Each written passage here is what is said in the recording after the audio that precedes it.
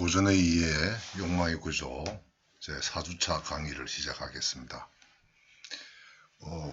본 강의를 시작하기 전에 지난 주까지 여러분들이 3주차 과제에 올라왔던 걸 보고서 과제에 대한 제가 느낀 점을 피드백으로 여러분들에게 좀 더 상세하게 설명드리는 순서부터 갖기로 하겠습니다. 크게 두 가지입니다. 하나는 여러분들이 과제에서 보니까 자율적 욕망과 모방적 욕망에 대한 약간의 오해랄까요?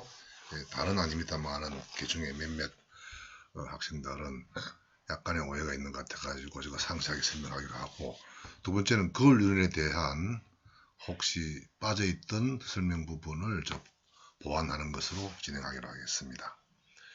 자, 우선 흔히들 학생들 중에서 보니까 우리 도식으로 자율적 욕망은 일직선적인 욕망, 즉 내가 어떤 옷을 갖고 싶다, 어떤 사람을 사귀고 싶다 라고 했을 때 나와 그 대상만의 문제인 것처럼, 즉 대상이 욕망할 만해서 욕망한다 라는 식의 이른바 자율적인 욕망이 따로 있고, 그 외에 또 타인의 욕망하는 것을 보고서 그것을 모방하는 모방에 의한 욕망인 모방적 욕망이 따로 있는 것처럼 혹시 오해하고 있는 학생들이 개 중에 한둘이 있는 것 같아요.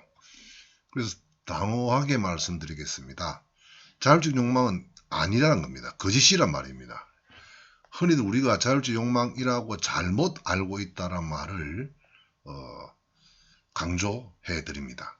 그럼 뭐냐, 남아있는 욕망은 뭐냐, 전부 다가 모방, 예외 없이 모두 다 모방에서 출발한 모방적 욕망이다 라는 말입니다. 흔히들 이때 그래서 처음부터 제가 욕구와 욕망을 구분했습니다. 욕구란 것은 타인의 욕구 행위를 보지 않더라도 생겨나는, 그래서 거의 본능에 가까운 것이라 그랬죠.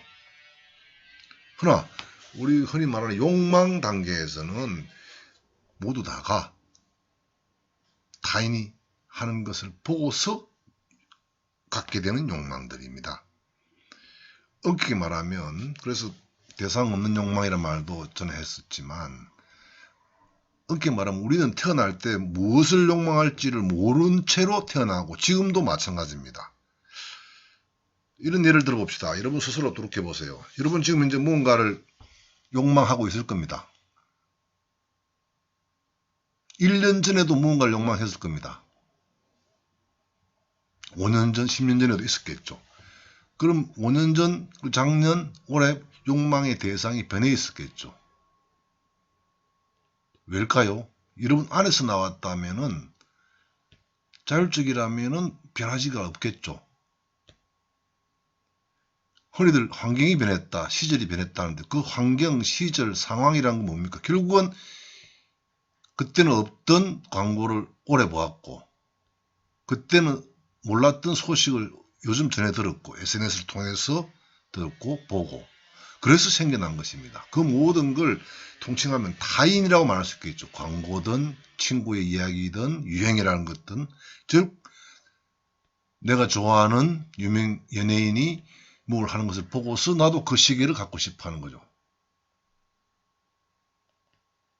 엄격히 말해서 욕구가 아닌 욕망은 모두 다가 모방에 의해서 출발한다 라는 말을 한 번 더 강조드리고 넘어가겠습니다. 자, 다음은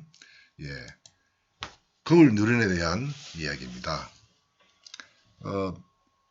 약간 미진했던 부분이 있었는데요. 그게 뭐냐, 거울 뉴런의 활동 작용을 보고서 여러분들 많은 부분 평소 갖고 있던 의문들이 약간은 해소될 수 있었을 겁니다.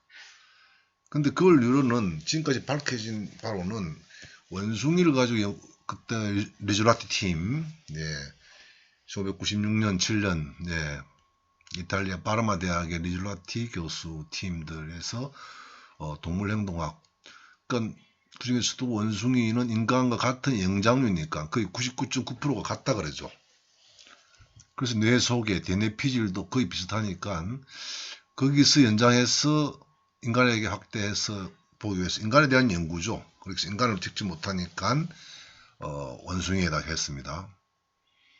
그랬을 때 엄격히 말하면 그 과정은 대뇌 피질의 운동신경, 그러니까 당기고 달리고 밀고 당기고 할 때마다 작용하는 그 신경 그 세포 뉴런이 정해져 있답니다.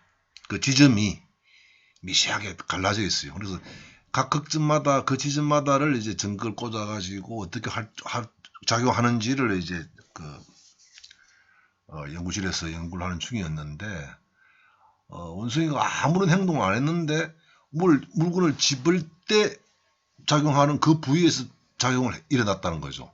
그래서 그때 깜짝 놀랐다고 했거든요. 그리고 뒤에 돌이켜 보니까 그 순간에 앞에 있던 연구원, 즉 사람이죠. 사람이 물건을 집었답니다. 그건 원숭이는 바라만 봤다는 거죠. 자기가 그 물건을 집을 때 작용하는 대뇌 피질의 그 신경세포, 운동세포가 보기만 했는데도 똑같이 발화라고 그럽니다. 액티베이트. 예, 반짝반짝하면서 작용을 했다는 겁니다. 그 부위가 작용하는 거죠. 자기가 할 때랑 남이라기보다는 같은 원숭이 입장에서는 같은 영장류인 인간이 아니면 다른 원숭이가 물건을 집는 것을 보더라도 자기가 집는 것과 똑같이 내 신경세포는 작용을 하고 있었다는 겁니다. 근데 이제 막 사람과 원숭이 사이에는 가능했습니다만 이걸 확대해서 보니까 그 앞에 그 이른바 로봇 팔이라 그럴까요? 요즘 많이 하는 기계를 가지고 AI 비슷한 로봇 팔을 가지고 물건을 집는 걸 아무리 봐도 그 부위 신경세포 뉴런은 그걸 작용하지 않더라는 겁니다. 무슨 말인지 알겠습니까? 네. 그리고 그 훈련을 통해서 공감도 하고 우리가 영화를 보고 울고 웃고 한 것도 결국은 그 뉴런 작용으로 상대방의 그 상황과 기분과 의도까지도 파악을 하고 있었는데요. 기계가 할 때는 그게 작동 안 한다는 겁니다. 그래서 지금 현재 우리 하고 있는 이런 교육도 어쩌면 면대면으로 하는 것이 제일 교육 효과가 뛰어나다 그러죠. 사람과 사람이 직접 보면서. 예. 그러면 그 표정만 봐도 저게 의도가 뭔지도 안답니다. 이 세 번째 이야기입니다. 외형적인 행동뿐 아니라 그걸 누르는 그 의도까지 파악한다는 겁니다. 그냥 앞에 땅콩을 집었다, 내가 집을 때 똑같이 한다 정도가 아니라 어떤 실험을 했습니다. 글라스에다가 유리잔에다가 시원한 음료, 맥주입니까? 사이다를 따랐습니다. 그걸 사이다 따른 걸 딱 집는 순간 그걸 작동했습니다. 근데 다 먹다가 어느 정도 채워지고 분위기상 이제 그 자리가 파해가지고 설거지를 하려고 그 컵을 잡았습니다. 그때는 작용하지 않더랍니다. 무슨 말이냐면은 저기 입에 곧 마시고 시원하게 될 그 찰나라는 걸 아는 순간에 우리 뇌세포하고 다 마시고 이제 조금 남아있지만 이제 다 설거지 하려고 뭐랄까요 파장 끝내고 거두어드리는 것일 때는 작용하지 않더라는 겁니다. 무엇인가 하면 눈에 보인다고 해서 보이는 것만 즉 외형만을 외형만을 이제 파악하는 것이 아니라 그 의도까지 이런 실험도 있었습니다. 어린 아이들에게 연구원들이 어른이들이 들어가서 마치 빈 상자, 나무 상자인데 무거운 척 하면서 이제 쌓아 올리려고 한 상자 위에 다른 상자 올리고 또 올리고 뭐 2개, 3개 정도를 올리려고 했는데 마치 무거운 것이냐 낑낑대면서 하려다가 실패를 했어요. 실수를 한 것처럼 해가지고 쌓다가 무너지고 결코 못 쌓고 돌아 나왔습니다. 그 뒤에 관찰을 해봤습니다. 그래서 그 어린 애기가 아까 연구원이 하려고 했던 행동의 결과까지를 만들어냅니다. 결과를 본 적이 없어요. 중단됐기 때문에 중간에 멈추어서 그냥 빠져나오고 카메라를 통해서 보니까 아기는 그 어른이 무엇을 하고자 했는지 눈에 보이는 건 여기까지지만 그 이후에 자기는 못 봤기 때문에 일종의 실신이 아닌 점선으로 남아있는 저 사람의 행동의 목표 의도까지를 아기가 알아챘다는 겁니다. 그러니까 눈으로만 보는 것이 그 외형만 본 것이 아니라 왜 저런 행동을 할까까지도 우리의 내 속에 있는 그걸 뉴런은 파악을 하고 있다라는 얘기입니다. 그래서 어쩌면 공감이 가능한 것도 저런 상황에 처했을 때의 저 사람의 그 의도까지도 파악하기 때문에 인간 사이에 공감도 가능하고 소통도 가능하고 저번 시간에 얘기했다시피 너무나 자연스럽게 그게 모방과의 관계에 대해서는 어쩌면 태어날 때부터 우리 인간에게는 한순간에 학습 능력이 이렇게 뛰어난 것도 보는 것만으로도 그 의도까지 파악함으로써 이 거울 요런의 이제 의 같은 건 또 1시간 더 해야만 될 것 같은데요. 인간의 그 원생 인류부터 해가지고 지금까지 현대인들까지의 그 뇌 구조랄까 아니면 그 두개골의 크기를 연구해보면 어느 시절에 갑자기 커졌답니다. 그분들 표현으로 몇 cc라고 합니다. 그러니까 전에는 작다가 원숭이만큼이나 인간의 뇌가 두개골 자체가 뇌가 들어가 있는 곳이 이제 두개골 안일 테니까 두개골 크기가 작다가 커졌대요. 그게 우리 뇌 속에 거울 뉴런이 많이 분포한 것과 관계 있지 않을까 그렇게도 보고 있고요. 또 그 시기와 묘하게 겹쳐가지고 인간의 학습 능력이 엄청 발달했다는 겁니다. 쉽게 말하자면 여러분들 낚시를 배우려면 낚시 잘하는 사람 따라가서 하는 것만 쳐다보면 되잖아요. 그러니까 잘 본다는 말에 봄으로써 저 사람의 의도까지도 기술도 외형도 보지만은 그 속내까지도 파악했기 때문에 그래서 처음에 이 리쥬란 팀에서 이 그걸 뉴런이라고 명명해가지고 논문을 발표했을 때 나는 당신이 무엇을 하고 뭐 했는지를 알고 있다라는 영화 제목 같은 제목을 붙였답니다. 무슨 말이냐면 보는 것만으로도 그 사람의 의도까지도 우리가 파악할 수 있는 게 우리 뇌 속에 들어있는 거울 뉴런이라는 신경세포라는 이야기죠. 그러다 보니까 좀 더 나아가서 얘기해 봅시다. 우리가 통증을 느낀다는 것도 막같이 우리 살갗에 우리 팔에 잘못하다가 뭡니까 상처가 났다.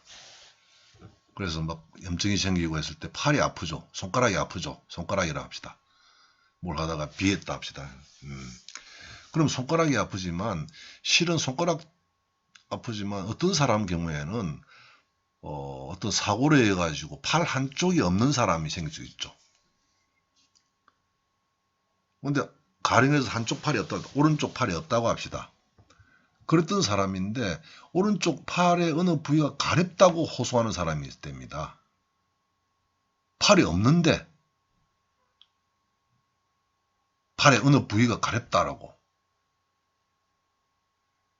그걸 환지통이라고 부르고 있답니다. 사지할 때 지고요. 환각이라 할 때 환이고 그게 아프다는 거죠. 근데 그것도 그걸 뉴런 설명이 가능합니다. 아픔, 예컨대 오른쪽 팔에 어느 부위가 아프면 뇌로 전달되겠죠. 그 부위가 있을 겁니다. 근데 그 사람이 내 팔이 한쪽 팔이 없는 사람인데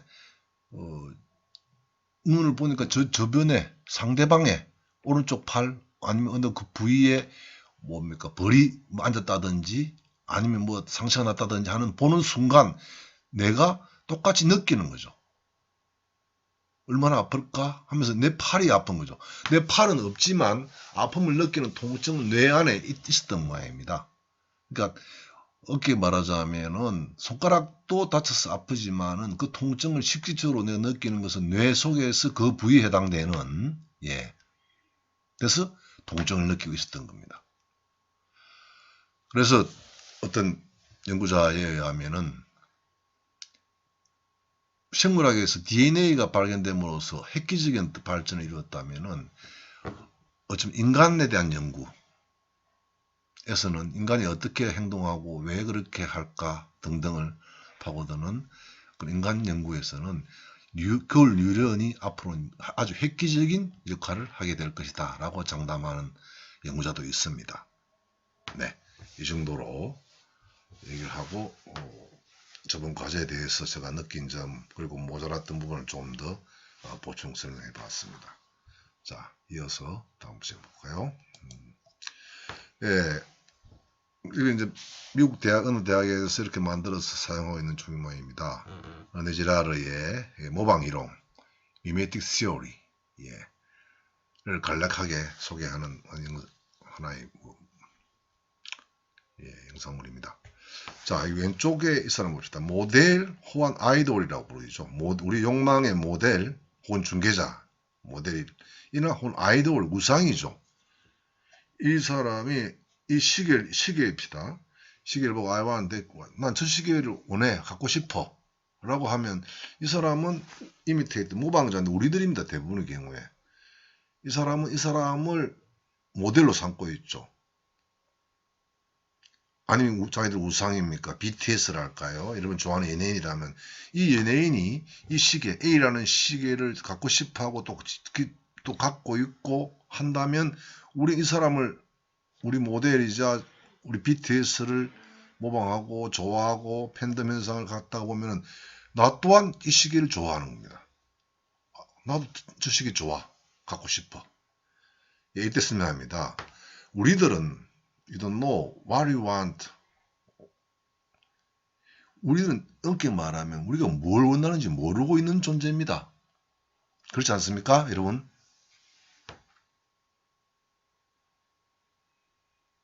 뭘 원하는지 압니까? 모르죠. 그러다 보니까 우리의 욕망이라는 것은 모방에 의해서 이미타티브, 미메틱이죠. 그래 말로. 그래서 우리는 카피나 보호, 베끼거나 빌려옵니다. 타인들의 욕망을 모방한다 이 말이겠죠. 그렇지 않습니까? 여러분들 옷 살 때 뭐 할 때마다 구입 후기라 그럽니까? 그 물건의 그 상품에 대해서 다른 사람들의 그 소문을 듣죠. 걔네를.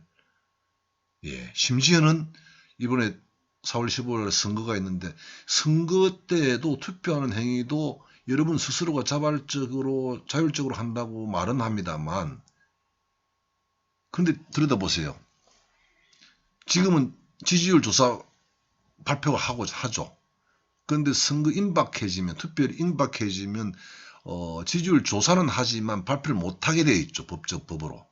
뭘 말합니까 그게. 지지율이 누가 A가 1등이다 B가 2등이다 하다가 그 임박해서 B가 1등이고 A가 2등으로 바뀐다면은 바뀐다는 걸 빨리 알려주어야만 그게 의미가 있다는 거지 않습니까? 즉 지지율 조사가 실제 당락과 아주 연관성이 깊다는 것을 누가 그 선거법을 만든 사람 즉 국회의원들이 알고 있다는 것 아닐까요? 그래서 임박해서는 발표하지 못하도록 법을 만들었죠. 즉 그게 얼마나 많은 사람들의 투표 행위에 작용을 하고 있다는 걸 반증해주고 있는 법이라고 생각합니다. 즉, 자, 그때 왜 그럴까요?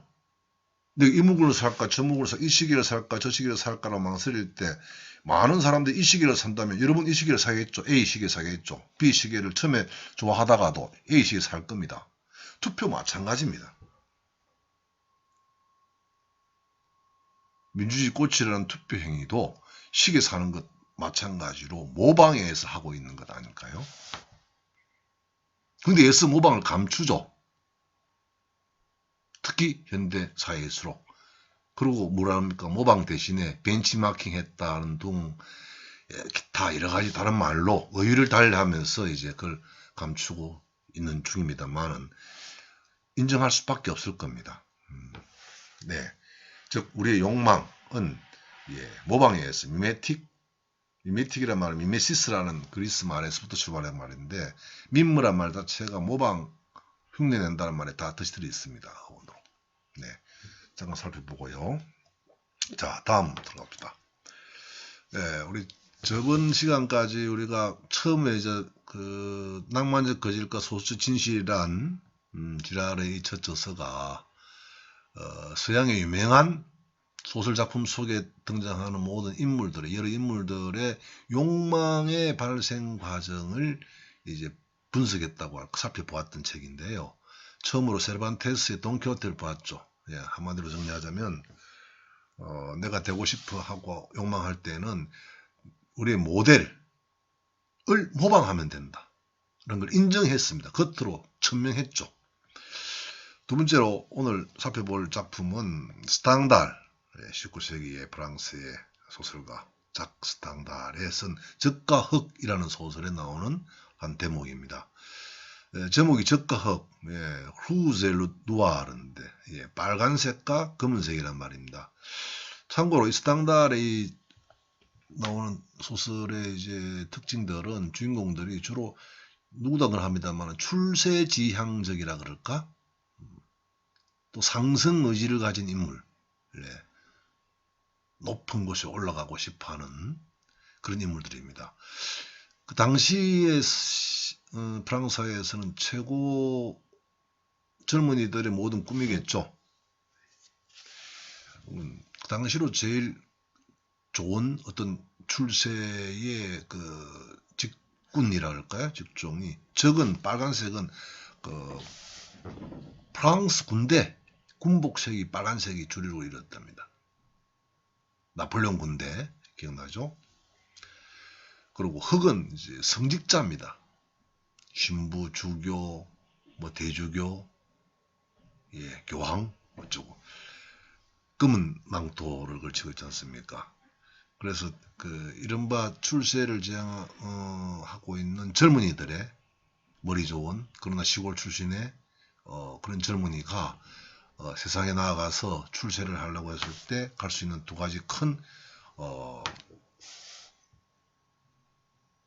직군이랄까요? 직종으로서 군대와 성직자. 아니나 다를까 스탕달의 여러 작품들에 보면은 그 성직자가 나오는 경우도 있습니다. 주인공 자체가 빠르모의 성운이라든지 이런 작품들에 보면 그렇고요. 네, 어쨌든 그런 제목의 적과 흑이라는 소설 속에 그 배경은 주인공은 줄리앙 소렐이라는 베리에르라고 나옵니까? 베리에르라는 그 가상의 한 도시입니다. 시골에 크지도 않은 조그만 뭐 시장이라고 합니다. 시입니다. 이 시에서 아주 뛰어난 머리 좋고 공부 잘하는 그런 학생이에요. 줄리앙 소렐이. 줄리앙 소렐이 아주 우수해가지고 말하자면 당시에 파리의 최고의 명문 대학에 우수한 성적으로 입학을 했습니다. 그래서 베레르 시의 뭐 자랑거리가 됐죠. 이 시의 시장이 레날 시장이고요. 근데 이 베레르 시에 하루 종일 온종일 그 소문이 줄리앙 소렐이 뭐라고 말할까 뭐 말하자면 우리나라 치면 최고의 대학의 최고 학부에 아주 우수한 성적으로 합격했다는 게 알려지자 시민들도 하루 종일 그 이야기겠죠. 그날 저녁에 레날 시장이 이제 집에 들어와서 식사를 하고는 부인과 산책을 하다는 장면이 나옵니다. 줄리앙 소렐을 입학은 시험은 합격했고 그 학교 입학까지는 몇 달간의 여유가 있습니다. 그 사이에 자기 집에 아이들이 2명이 있는데 공부가 마음처럼은 안 되니까 가정교사로 그동안에 들이면 어떨까 하는 생각을 갖고 있습니다. 하지만 그 마음이 그 욕망이죠. 그 마음이 자식들에 대한 염려도 있을 수도 있죠. 걱정도 되고 있지만 다음 대화를 보면서 분명히 드러납니다. 뭐 때문에 제대로 줄리앙 소렐을 자기 집에 아이들의 가정교사를 드려야겠다라고 마음이 굳어지는 장면입니다. 자, 산책을 하다가 참 그 줄리앙 소렐 아주 뛰어난 그 친구를 우리 집에 애들 가정교사로 드리면 어떨까요? 아, 좋지. 그러다가 발르노 씨에게는 그 집에도 우리 애들하고 비슷한 연배인데 학년이겠죠. 중고등 학생들이 있는데 그 집에는 가정교사가 없죠. 그만 나오자 어쩌면 발로노는 우리에게서 진량을 먼저 빼앗아갈 수도 있을 거네요. 이 말 하자 레날 시장의 부인은 빨리 줄리앙 소레를 우리 집에 아이들의 가정교사로 드려야겠다는 생각을 더 강하게 긴박하게 느낍니다. 자, 이 순간에 우리가 생각할게요. 여러분들이 욕망이 생겨나는 것도 있지만 그 욕망이 강해지는 것, 강도라 그럴까요? 세기가 강해지는 것도 내 안에서 일어나는 게 아니면 타인 때문에. 발르노가 누구냐? 이 베레라는 조그만 시골 마을에 시장은 권력으로서 최고 1등이죠. 발르노 씨는 재력으로서 1등입니다. 발르노 씨와 레나르 시장은 둘도 없는 친구입니다. 그래서 이 시에서는 모든 걸 시장님과 발르노는 최고의 재력가로서 부로서는 뭐 최고죠. 이 두 사람은 항상 만나 친구처럼 멋지게 지내고 시를 위해서 같이 협조하고 지냅니다. 둘도 없는 단짝 친구 비슷하다고 보면 됩니다. 그래서 이 마을에서 줄리앙 소레를 가정교사로 드릴 만한 재력이라고 이유가 있는 사람이라면 많지는 않을 것 같아요. 레날 시장 정도나 아니면 발르노 씨나. 그런데 그 집에도 우리 집의 애처럼 뭐 중3 고2 그것도 중3 고2 그 집에도 가정교사가 없다. 그러면 가져갈 수도 있다는 거죠. 줄리앙을 빼앗아갈 수도. 아마 그 줄리앙 소리 같으면 아주 조건도 까다롭고 아주 고액의 보수를 줘야 될 텐데 그럴 정도의 여유가 있는 친구는 발르노 밖에 없어요. 그런데 발르노 씨에게도 우리가 똑같은 애랑 같은 학년이다 하는 순간 빨리 하지 않으면 빼앗아갈 수 있겠다 하는 순간 두 시장 레날 부인은 어서 빨리 줄리앙 소레를 우리 집에 빨리 데려와야 되겠다라고 하는 줄리앙 소레를 물론 자식들에 대한 사랑도 있지만 그보다는 빼앗기지 않으려고 하기 때문에 더 강렬하게 욕망이 자리 잡게 됩니다. 다음 봅시다. 레나르 시장 발르노 이야기입니다. 가장 영향 있는 사람 둘입니다. 레나르 시장과 발르노는 다음에 이제 레나르 시장이 직접 줄리앙 소렐 집을 찾아갑니다. 줄리앙 소렐은 없고 소렐 아버지 그냥 농부입니다. 흔한 시골의 농부인데 소렐 영감 일종의 마지막 부분에 가서 흥정이라고 할까요? 예. 마지막에 좋습니다. 그러면 시장님 댁에 그럼 우리 애를 그동안 몇 달 동안 예고했으니까 시장님 댁에 아이들 자제들을 우리 애가 가서 가르치도록 하겠습니다. 그런데 마지막에 조건이라는 게 있겠죠. 예. 페이를 어떻게 하느냐 정도입니다. 그래서 아주 흔쾌하게 시장은 비교적 아주 좋은 제안을 합니다. 그러자 이 소렐의 아버지인 소렐 영감은 꽤 많은이라고 했지만 이 대부분의 경우에 모든 일반인들이 갖고 있는 성능이죠.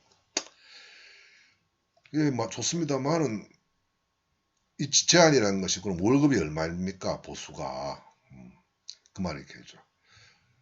그래서 아마 썩 좋은 제안일 겁니다. 가령 예를 들자면 수치로 말하면 평소 그러면 한 달에는 50만원 정도 했다면 한 100만원 정도를 제안했습니다.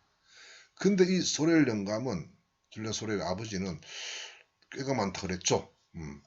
하지만 우리는 다른 데서 더 나은 조건의 자리를 찾을 수도 있는데요 라는 기발한 답변을 생각해야 됩니다. 예, 100 보통 50인데 100이 좀 좋습니다 라고 덥석 흔쾌히 수용하는 것이 아니라 다른 데서 이란 말이 들어갑니다. 다른 데 더 좋은 조건을 하실 수도 있을 텐데요 라는 간단한 말 한마디만 던집니다. 그러자 이 레날 시장은 아차 이미 발르노가 재력이 튼튼한 발르노가 이미 시도를 했구나 라고 확신하게 됩니다. 그러자 그 욕망이 배가합니다. 100이라고 제안했던 게 200, 300, 300, 400으로 뜁니다. 즉 우리들도 마찬가지입니다. 여러분들이 어느 대상에 대해서 갖고 있는 욕망이 갑자기 커졌다면은 분명히 주변 타인들의 영향이 있을 겁니다.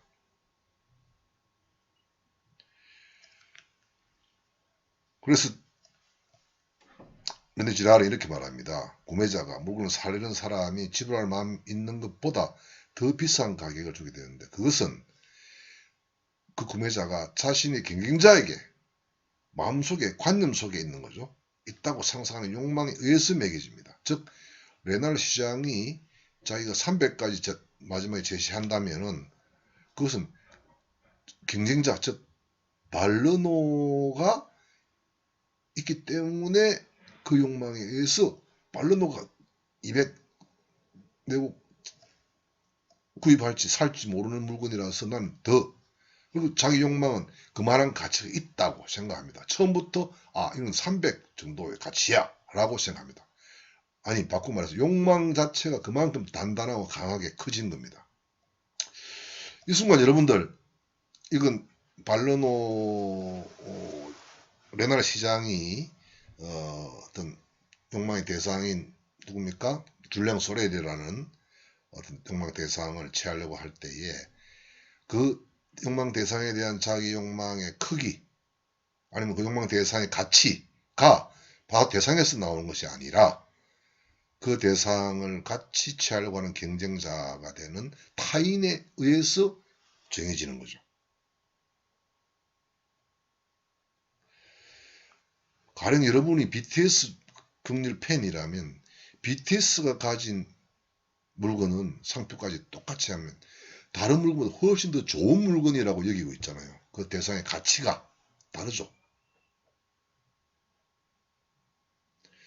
우리들은 처음부터 그 물건에서 모든 가치가 나온다고 말은 하고 있습니다만 아니죠. 예, 적극해서 우리가 그 일일이 갖고 싶어하고 일일이 사이고 싶어하고 또 그 대상에 대해서 그렇게 강렬하게 욕망하는 것은 과연 나와 그 대상만의 일이 아니라는 걸 확인할 수 있을 겁니다.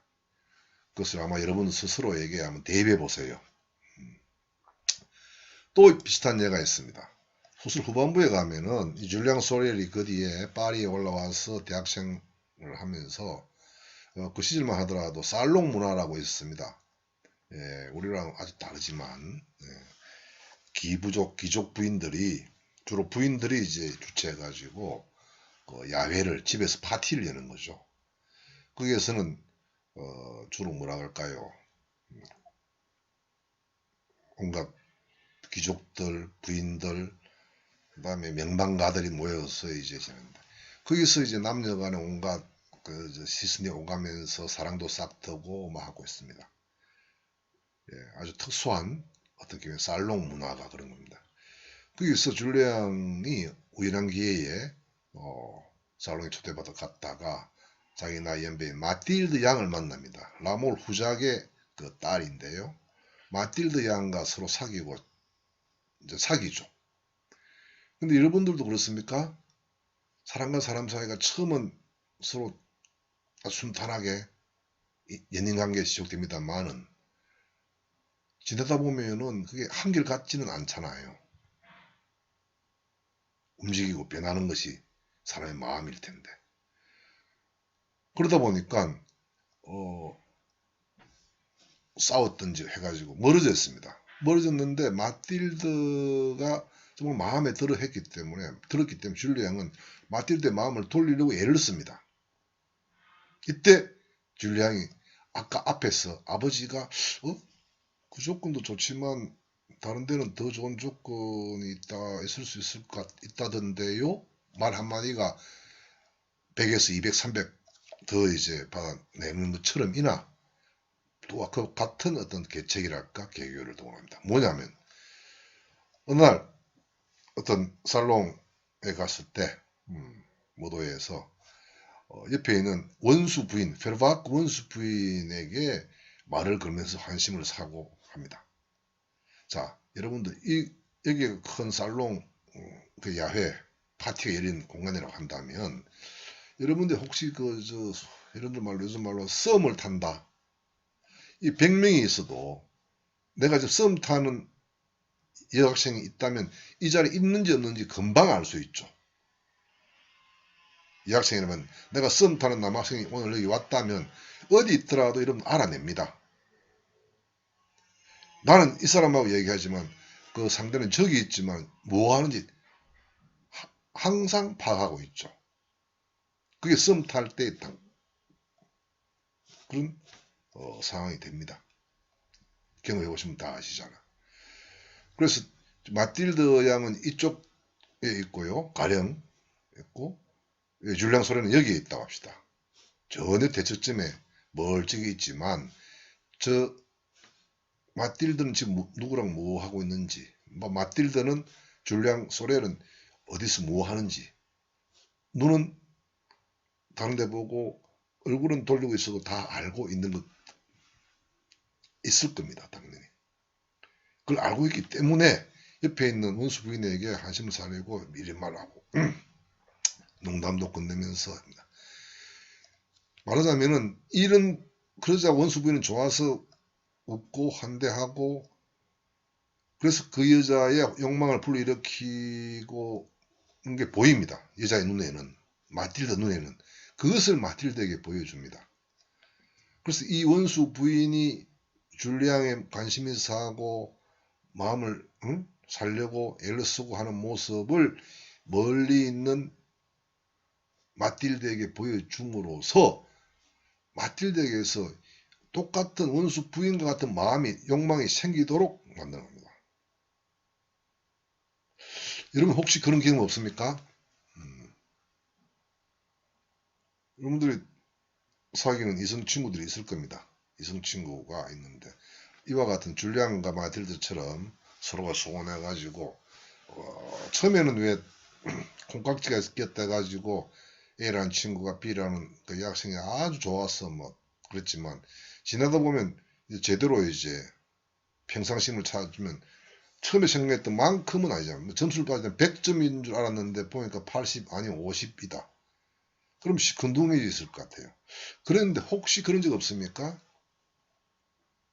지나가는 다른 과의 친구들이 혹은 친구들 지나가다가 자기들과는 이야기하는 중에 내가 지금 시큰둥한 그 대상인 여학생이 이야기를 하면서 야, 걔 무슨 과에 그 여학생 있잖아 뭐 어쩌고 어쩌고 하면서 아주 관심 있어 하고 또 좋은 얘기를 하면서 지나가는 걸 들었습니다. 그러면 여러분 스스로에게 그 여자 친구에 대한 50까지 내려갔던 게 다시 70, 80, 90 올라왔습니다. 그래서 다시 연락을 취해가지고 만나고 있는 친구들이 꽤 많을 겁니다. 즉 나와 내 연인 사이의 관계 욕망의 크기라 할까요?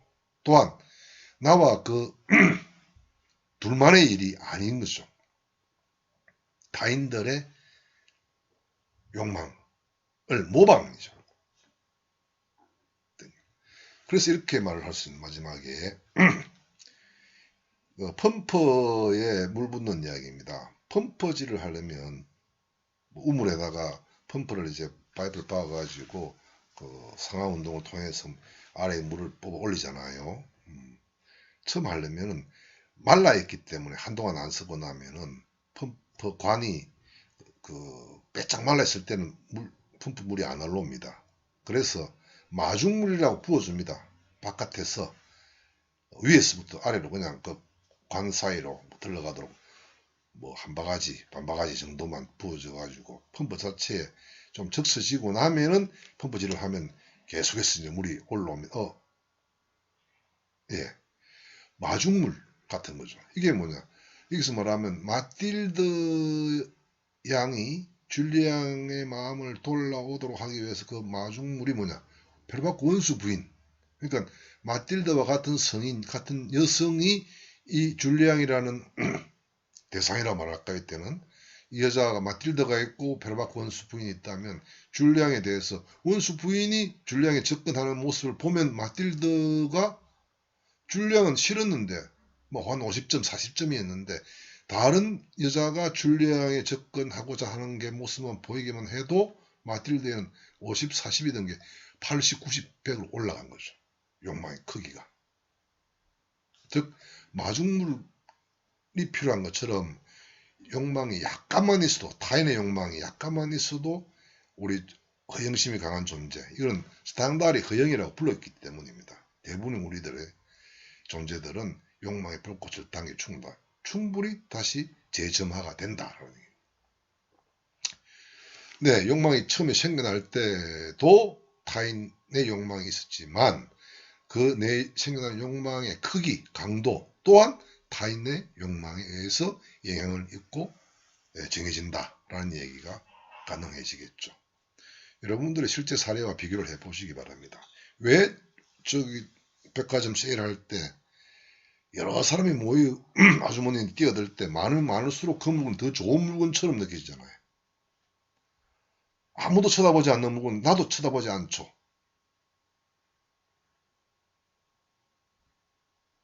네. 이건 비단 이 소설에 나오는 인물만이 아니라 우리 일상이 그럴 일이라는 것을 충분히 짐작할 겁니다. 같은 얘기인데요. 회영심하는 사람, 이제 우리 바니 때 스탕다리만 했던 어떤 대상의 욕망이 있으려면 이미 그 대상이 명성이 높은 제3자에 의해서 이미 욕망된 사실을 확인하기만 하면 된다. 즉, 이 물건은 야 BTS가 입고 있는 옷이래. 그러면 딱 끝이에요. 이 물건의 품질이 좋다 나쁘다라는 관심이 없죠. 아니면 경쟁자가 있다고 하면 되겠다. 이거 BTS가 썼던 물건인데 뭐 경매에 나왔는데 이 살려고 사람들이 많이 모였대 라는 말 한마디, 경쟁자가 있기만 해도. 아까 페르바크 원수 부인이라는 게 일종의 경쟁자 역할인데, 마틸드로 볼 때는 마중물도 되기도 하고, 그죠?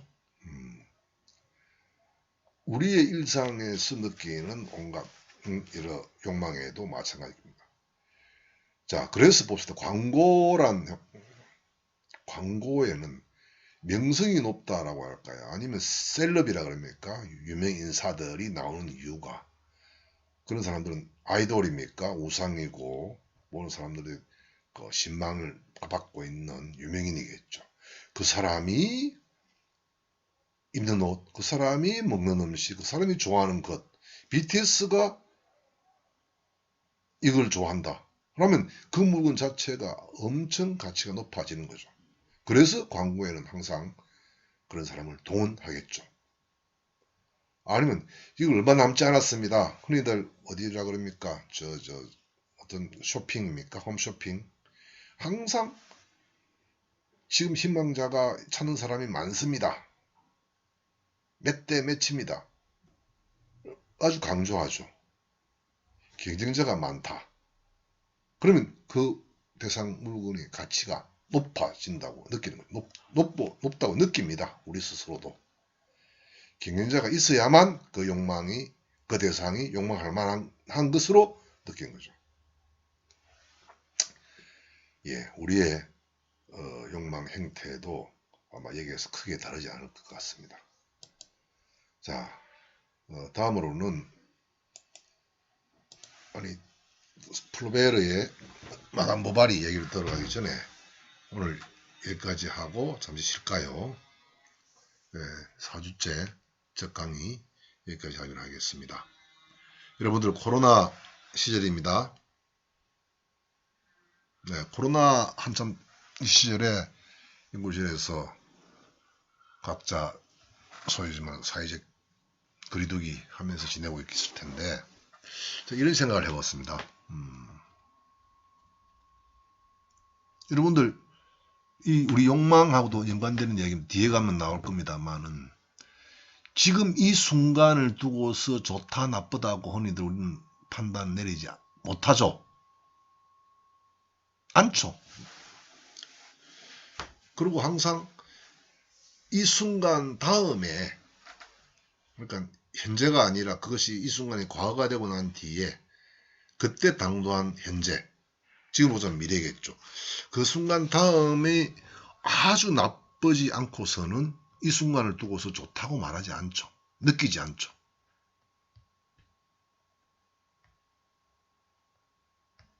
그렇지 않습니까? 그러니까 우리가 작년 이맘때 같으면 여러분들 한참 뭐 MT도 가고 1학기 시작하고 중간쯤 되면서 지금쯤은 뭐 중간고사 준비도 하고 그러고 있을 때였을 겁니다. 근데 지금은 어떠합니까? 학교 등교도 하지 않고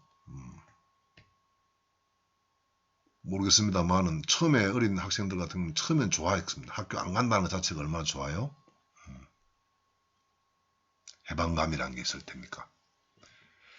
그러다가 그게 더 오래되고 하면 오히려 그닥 일상적으로 그 당시 학교를 다니던 때가 그리워집니다. 우리가 너무 가까이서 느끼는 익숙하고 관념적으로 추정하고 있는 사실들은 그때는 의미를 몰랐죠.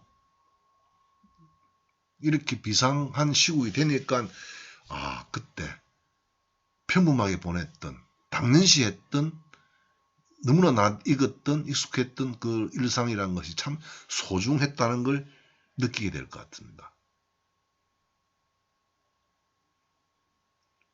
여러분들도 그러하시죠? 네. 하루하루의 일상 그냥 평범하고 어제가 오늘 같고 오늘이 내일 같고 한 아무 변화 없는 일상 같아 보였지만 얼마나 그 하루 한 시간 하루하루가 소중했던지를 이런 기회에 더 많이 느꼈으면 좋겠습니다. 네, 힘들 내시고요. 또 다음 시간까지 잘 지내시기 바랍니다. 오늘 여기까지 하기로 할까요? 예.